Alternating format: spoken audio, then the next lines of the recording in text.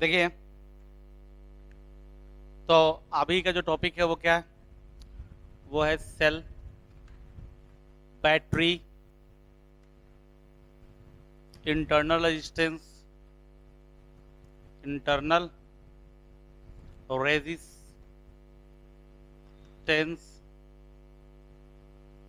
Terminal potential,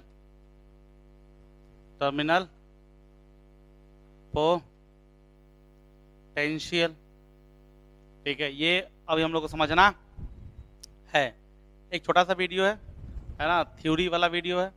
आप लोग जो है इसको समझिए, पढ़िए, फिर हम लोग इसके बाद पढ़ेंगे cell in series and cell in parallel. ठीक है, और कंपाउंड भी उसके बाद पढ़ेंगे। देखिए, सेल क्या होता है? सेल इज और डिवाइस। सेल क्या है? एक डिवाइस जो क्या करता है, which converts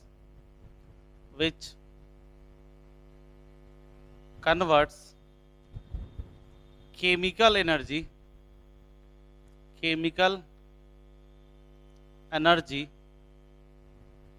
into electrical energy. Chemistry में एक चैप्टर ही है, इस पर डेडिकेटेड चैप्टर है। इलेक्ट्रोकेमिस्ट्री इस पर एक चैप्टर है, जिसको आप लोग पढ़िएगा तो आप लोग को समझ में आएगा। नहीं कि सेल होता क्या है, बनावट कैसे होती, थोड़ी बहुत बात मैं भी कर देता हूँ। सेल में क्या होता है? सेल में एक सोल्यूशन होता है। एक सेल तो दो तरह का होता है, ड्राई सेल भी पढ़िएगा आप लोग, है ना, ड्राई सेल भी पढ़िएगा, और आप लोग ड्राई सेल भी पढ़िएगा, और ये जो है सोल्यूशन वाला जो सेल है वो भी पढ़िएगा। तो अभी ये मैं बता रहा हूँ। देखिए, इसमें क्या है कि एक सोल्यूशन होता है, ठीक है, और इसमें दो इलेक्ट्रोड्स होते हैं। इलेक्ट्रोड्स क्या होता है? कंडक्टर होता है, और इसके अंदर कुछ केमिकल रिएक्शन होता है। और केमिकल रिएक्शन से क्या होता है? इसमें ये एक टर्मिनल जो है वो पॉजिटिव चार्ज हो जाता है, और एक टर्मिनल जो है वो नेगेटिव हो जाता है। ये जो यूनिट है, इसी को हम लोग क्या बोलते हैं? सेल बोलते हैं। ठीक है, और हम लोग जानते हैं कि कॉम्बिनेशन ऑफ सेल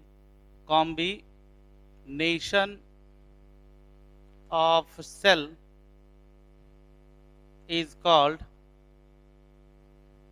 बैटरी। बहुत सारे सेल को अगर हम एक जगह यूज करें तो उसको क्या बोलते हैं हम लोग? बैटरी बोलते हैं। आप लोग देखते होंगे टॉर्च वगैरह में हम लोग छोटा छोटा सेल खरीद के लाते हैं, और एक साथ में 3 उसमें डाल देते हैं या 2 डाल देते हैं। ठीक है, उसी तरीके से देखिए, तो ये हो गया आपका सेल का सिंबल। ठीक है, ये हो गया सेल का सिंबल, ये हो गया पॉजिटिव चार्ज, ये हो गया निगेटिव चार्ज, टर्मिनल। अच्छा, इसको टर्मिनल्स भी बोलते हैं। क्या बोलते हैं? टर्मिनल्स। ये पॉजिटिव टर्मिनल, ये निगेटिव टर्मिनल, ये पॉजिटिव टर्मिनल, ये निगेटिव टर्मिनल। इलेक्ट्रोकेमिस्ट्री में पढ़िएगा, डेनियल सेल, गैल्वेनिक सेल, बहुत सारा सेल आप पढ़िएगा, उसमें आप लोग उसका सारा इंटरनल मैकेनिज्म को आप लोग समझिएगा, तो उसका इशू नहीं है कि आपको सेल के बारे में, सेल के अंदर कंस्ट्रक्शन के बारे में, सेल के अंदर के वर्किंग के बारे में कैसे मालूम चलेगा। उसके लिए केमिस्ट्री में एक डेडिकेटेड चैप्टर है। ठीक है, अभी जो है हम लोग सिर्फ उसके बारे में जान रहे हैं। और combination of cell is called battery. तो ये बैटरी आप देखते होंगे जो क्वेश्चंस में इस तरह से बनाया हुआ रहता है, यहाँ पे 2 सेल जो है वो कंबाइंड है, इसको हम लोग क्या बोलते हैं? बैटरी बोलते हैं। अब देखिए, बात यह है कि इंटरनल रेजिस्टेंस क्या है।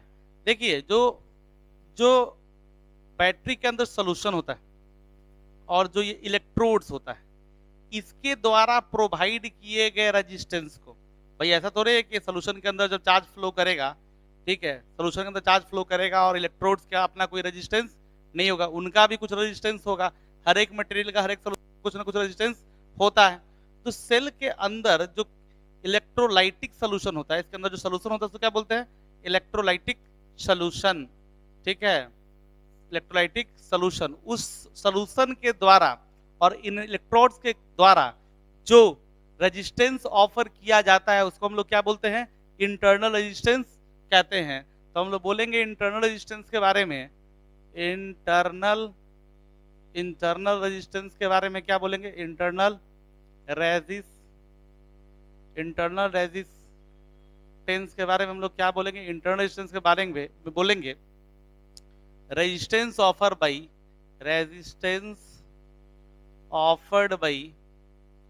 offered by electrolytic solution, by electrolytic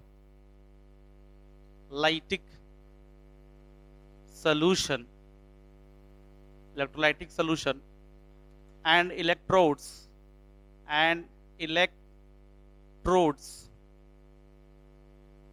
is called internal resistance, is called internal resistance. ठीक है, ये इलेक्ट्रोड्स और इस सोल्यूशन के कारण जो रेजिस्टेंस होगा उसको क्या करेंगे, हम कहेंगे इंटरनल रेजिस्टेंस, और इसको यहां दिखाया जा सकता है अंदर में इंटरनल रेजिस्टेंस। ठीक है, अच्छा ये जो इंटरनल रेजिस्टेंस होगा उसको स्मॉल आर से नोट करेंगे। ये जो स्मॉल आर से इंटरनल रेजिस्टेंस में डिनोट किया हुआ है वो किन किन बातों पे डिपेंड करेगा, तो किसी चीज का रेजिस्टेंस जो होता है वो टेम्परेचर पर तो डिपेंड करता ही करता है, तो टेम्परेचर पर ऑब्वियसली डिपेंड करेगा। अच्छा, उसके बाद किस पे डिपेंड करेगा, दूसरा नेचर ऑफ सोल्यूशन, किस तरह का नेचर है सोल्यूशन का, तो नेचर ऑफ सोल्यूशन पे डिपेंड करेगा। अच्छा, उस पे किस पे डिपेंड करेगा, नेचर ऑफ इलेक्ट्रोड्स पे डिपेंड करेगा, किस मटेरियल का बना हुआ है उस बात पे डिपेंड करेगा, नेचर ऑफ इलेक्ट्रोड्स। अच्छा, उसके बाद किस पे डिपेंड करेगा, डिपेंड करेगा the cross section area of electrodes, cross section area of electrodes. अच्छा, उसके बाद किस पे डिपेंड करेगा, उसके बाद डिपेंड करेगा length emerged length of electrodes, length of electrodes which emerged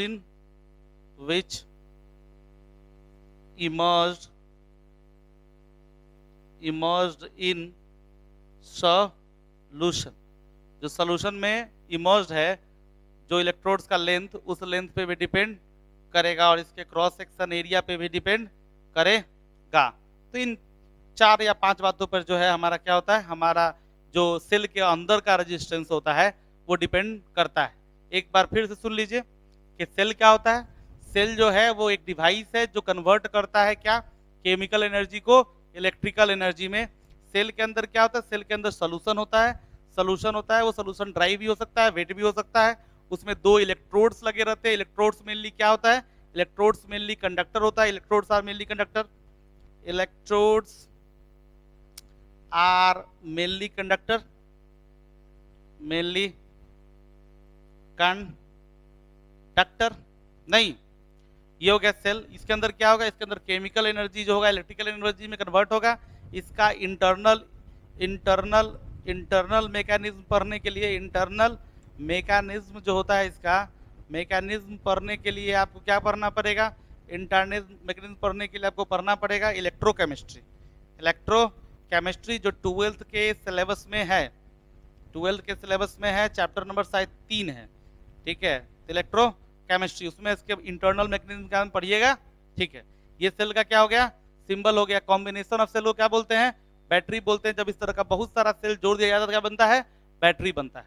ठीक है, इस सेल के अंदर इस सोल्यूशन और इस इलेक्ट्रोड के कारण जो रेजिस्टेंस होता है किसके, चार्ज के फ्लो को, उसको क्या बोलते हैं हम लोग, इंटरनल रेजिस्टेंस बोलते हैं। तो इंटरनल रेजिस्टेंस क्या होता है, internal resistance offer by the electrodes, electrolytic solution and electrodes is called internal resistance. तो इंटरनल रेजिस्टेंस को मैंने ऐसे दिखाया आर, ये किन बातों पे डिपेंड करेगा, ये डिपेंड करेगा टेम्परेचर पे ऑब्वियसली।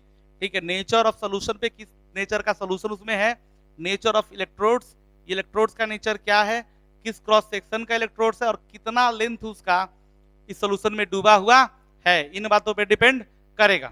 तो हमारा हो गया, हमने सेल समझ लिया कि सेल क्या है, हमने समझ लिया बैटरी क्या है, हमने समझ लिया इंटरनल रेजिस्टेंस क्या है। अब बात करते हैं हम लोग टर्मिनल पोटेंशियल की। देखिए, जो सेल जो होता है, सेल जो होता है वो 2 तरह का होता है, एक रिवर्सिबल और एक इरिवर्सिबल। यानी कि आप लोग जानते हैं चार्जिंग और एक नॉन चार्जिंग, जो जैसे कि आपके पास दो तरह का बैटरी आप खरीद के लाते हैं एक मार्केट से।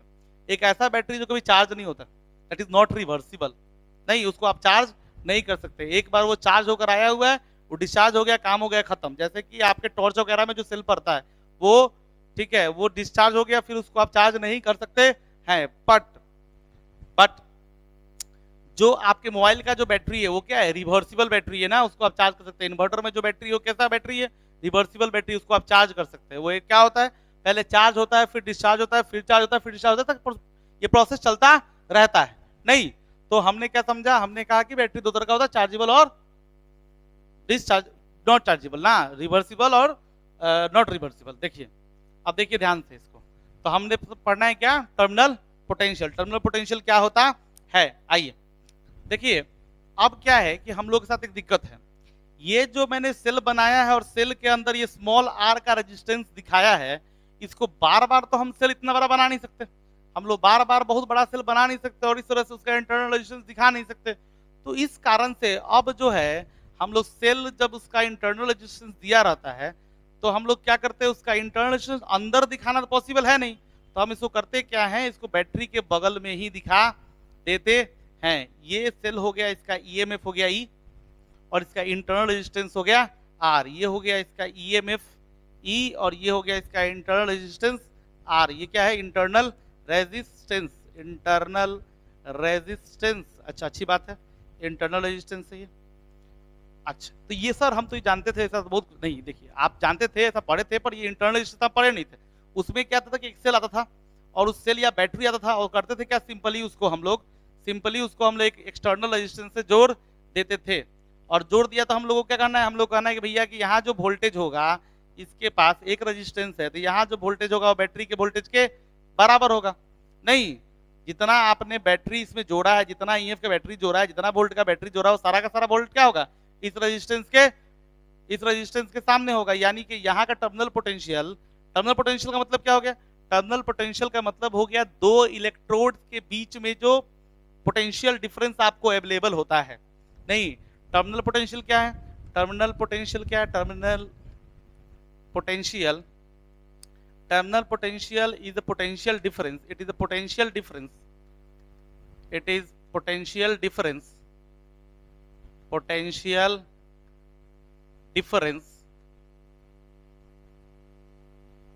between two electrodes of cell और बैटरी। सेल और बैटरी के दो टर्मिनल्स के बीच में, सेल और बैटरी के दो टर्मिनल के बीच का जो पोटेंशियल डिफरेंस है उसको क्या बोलते हैं हम लोग, टर्मिनल पोटेंशियल बोलते हैं। अब क्या है, यहाँ पर आप टर्मिनल पोटेंशियल किसके बराबर आ गया, ई के बराबर आ गया। ये टर्मिनल है, ये बैटरी का भी क्या है, ये बैटरी का ये टर्मिनल हो गया, और ये बैटरी का ये एक टर्मिनल हो गया। इसमें हमने क्या किया, ये टर्मिनल्स है, टर्मिनल क्या था, टर्मिनल मान लीजिए कि ये पॉजिटिव टर्मिनल है और ये क्या है, निगेटिव टर्मिनल है, ये है निगेटिव टर्मिनल, नहीं, और ये पॉजिटिव टर्मिनल, ये नेगेटिव टर्मिनल, और इसके बीच में हमने रेजिस्टेंस को जोड़ा हुआ है। तो इस टर्मिनल और इस टर्मिनल के पोटेंशियल डिफरेंस किसके बराबर होगा, जो बैटरी का ईएमएफ होगा उसके बराबर होगा। पर इस केस में देखिए, इस केस में अगर आप यहाँ पर, ये क्या हो गया, क्या टर्मिनल यहाँ पे है क्या, नहीं, टर्मिनल कहाँ पर है, ये चूंकि ये इंटरनल बात है, अंदर की बात है, तो ये इसको कैसे छोड़ दे, इसको भी अंदर काउंट करना पड़ेगा। तो हम क्या करेंगे कि यहाँ पर इसको बोलेंगे टर्मिनल, और अब अगर यहाँ कोई एक्सटर्नल रेजिस्टेंस हम जोड़ेंगे तो इस रेजिस्टेंस का जो यहाँ का जो पोटेंशियल डिफरेंस होगा Vt, जो टर्मिनल पोटेंशियल है, ये Vt जो होगा वो कम होगा किससे, ईएमएफ से। अब पहले यहाँ पर देखिए, यहाँ पे क्या है, यहाँ पे टर्मिनल पोटेंशियल किसके बराबर है, टर्मिनल पोटेंशियल जो Vt जो है वो ईएमएफ के बराबर है। क्यों, क्योंकि हमने इसमें इंटरनल रेजिस्टेंस को काउंट नहीं किया है, हमने इंटरनल रेजिस्टेंस के बारे में कोई बात नहीं किया है। पर इस वाले में देखिए, इस वाले में आपने क्या किया, इंटरनल रेजिस्टेंस को अकाउंट में लिया है। अब जब आपने इंटरनल रेजिस्टेंस को अकाउंट में लिया है, तब आपके पास जो टर्मिनल पोटेंशियल आएगा वो टर्मिनल पोटेंशियल कभी भी ईएमएफ के बराबर नहीं होगा, हमेशा टर्मिनल पोटेंशियल क्या होगा, ईएमएफ से कम होगा। और ये टर्मिनल पोटेंशियल कितना होगा ये आपको निकालना पड़ेगा। तो ये टर्मिनल पोटेंशियल का जो फॉर्मूला हम लोग बनाते हैं, जो बनता है, और जिससे हम लोग क्या करते हैं, क्वेश्चन को सॉल्व करते हैं वो टर्मिनल पोटेंशियल का जो फॉर्मूला है वो देखते हैं हम लोग। क्या है देखिए, जब अब देखिए इसके फिगर बनाते हैं। जैसे मान लीजिए कि ये मेरा सेल हो गया और हमने क्या किया, हमने इसका इंटरनल रेजिस्टेंस में जोर दिया। अगर मान लीजिए कि हम बिना बिना बिना किसी एक्सटर्नल रेजिस्टेंस के हम दोनों टर्मिनल्स को क्या करें, बैटरी के दोनों टर्मिनल्स को क्या करेगा, तार से हम जोड़ दें, तो इसमें करंट कितना होगा, इसमें करंट जो होगा वो कितना होगा, E बाई आर के बराबर होगा, E बाई आर के बराबर होगा। और सारा का सारा वोल्टेज कौन यूज करेगा, ये इंटरनल रेजिस्टेंस यूज करेगा और ये बैटरी डिस्चार्ज हो जाएगा, क्योंकि ये इंटरनल रेजिस्टेंस के कारण ही पूरा बैटरी क्या हो जाएगा, डिस्चार्ज हो जाएगा। ठीक है, लेकिन अगर मान लीजिए कि हम लोग एक एक्सटर्नल रेजिस्टेंस को जोड़ते हैं, एक एक्सटर्नल रेजिस्टेंस आर को हम लोग जोड़ते हैं, इस एक्सटर्नल रेजिस्टेंस को बैटरी के दोनों टर्मिनल के बीच में जोड़ने के बाद, इस एक्सटर्नल रेजिस्टेंस को बैटरी के दोनों टर्मिनल में जोड़ने के बाद जो मेरे पास करंट होगा वो करंट कितना होगा, total voltage by total resistance, external resistance plus internal resistance, ये हमारे पास करंट होगा। ये करंट जो है इस केस में है और ये करंट जो है वो इस केस में है नहीं। और यहां पर जो ये VT होगा, जो टर्मिनल पोटेंशियल हमको मिलेगा, ये तो ऑब्वियसली किससे कम होगा, ईएमएफ से कम होगा नहीं, ये ईएमएफ से कम होगा। हम बैटरी भले 12 वोल्ट का लाए हैं पर हमको 12 वोल्ट मिलेगा नहीं, क्योंकि कुछ ना कुछ ड्रॉप कहां हो रहा होगा, कुछ ना कुछ ड्रॉप ये कर रहा होगा, ये इंटरनल रेजिस्टेंस का कुछ ना कुछ ड्रॉप हो रहा होगा। तो अब जो टर्मिनल पोटेंशियल होगा किसके बराबर होगा, वो आप अगर लिखिएगा, किरचॉफ लॉ आप लोग पढ़ चुके हैं, काफी कुछ जान चुके हैं। यहाँ देखिए, यहाँ से करंट आई निकला है, ठीक है, तो यहाँ से करंट आई निकलेगा तो ये क्या हो जाएगा, ये वोल्टेज होगा यहाँ प्लस, यहाँ पे माइनस, और ये करंट जब आगे चलेगा तो यहाँ पर जाएगा तो यहाँ पे क्या होगा, प्लस माइनस, और ये इस तरह से आएगा। तो टोटल वोल्टेज जो होगा, ई जो होगा, इसके वोल्टेज और इसके वोल्टेज के सम के बराबर होगा। और इसको जो वोल्टेज मिल रहा है वो क्या है, टर्मिनल पोटेंशियल मिल रहा है। तो हम लोग बोल सकते हैं कि टोटल वोल्टेज जो है वो क्या है, I into R plus I into R plus I into capital R is equal to E M F नहीं। तो I into R is equal to किसके बराबर हो गया, आई इंटू आर बराबर हो गया E minus I into small R. ये तो टर्मिनल पोटेंशियल है, तो टर्मिनल पोटेंशियल का दो फॉर्मूला बन गया यहाँ पे, एक VT is equal to I multiply by external resistance, या terminal potential VT is equal to E minus I into small resistance internal resistance. ये हो गया टर्मिनल पोटेंशियल का फॉर्मूला। यही पोटेंशियल आपको क्या होगा, यही पोटेंशियल आपको बार बार मिलेगा जब आप इंटरनल रेजिस्टेंस को एक्सेप्ट कीजिएगा, सर्किट में काउंट कीजिएगा, उसको यूज कीजिएगा, उसको कंसीडर कीजिएगा, तो आपको क्या मिलेगा, आपको अब ई नहीं मिलेगा, क्या मिलेगा, VT मिलेगा। कोई दिक्कत वाली बात नहीं है। कभी कभी क्वेश्चन में क्या करेगा, बैटरी लगा देगा, इस तरह से बोलेगा 2 वोल्ट 0.5 ओम, इसका मतलब उसने इंटरनल रेजिस्टेंस दिखाया नहीं है, बगल में ही क्या किया, इंटरनल रेजिस्टेंस को लिख दिया है। आप जब क्वेश्चन सॉल्व कीजिए तो 0.5 ओम कहां लगा दीजिए, बैटरी के बगल में, ठीक है। तो ये जो फॉर्मूला है ये डिस्चार्जिंग के टाइम में है, किसके टाइम में है, डिस्चार्जिंग के टाइम में है, डिस्चार्जिंग के टाइम, जब आप इसको इस बैटरी से एनर्जी का यूज करके इस आर रेजिस्टेंस को दे रहे हैं तब। लेकिन जब चार्ज कीजिएगा, चार्जिंग के टाइम में क्या होता है कि जो टर्मिनल पोटेंशियल आपको देना पड़ता है वो कितना देना पड़ता है, वो देना पड़ता है E plus I into R, मतलब बैटरी को जो वोल्टेज चाहिए वो देना ही पड़ेगा, साथ में जो ड्रॉप होने वाला है वो भी आपको देना पड़ेगा, तभी जाके आपका क्या होगा, बैटरी चार्ज होगा। इसको बोलते हैं चार्जिंग पोटेंशियल। चार्जिंग के टाइम में क्या बोलते हैं इसको, चार्जिंग के टाइम में terminal potential, charging terminal potential, terminal potential.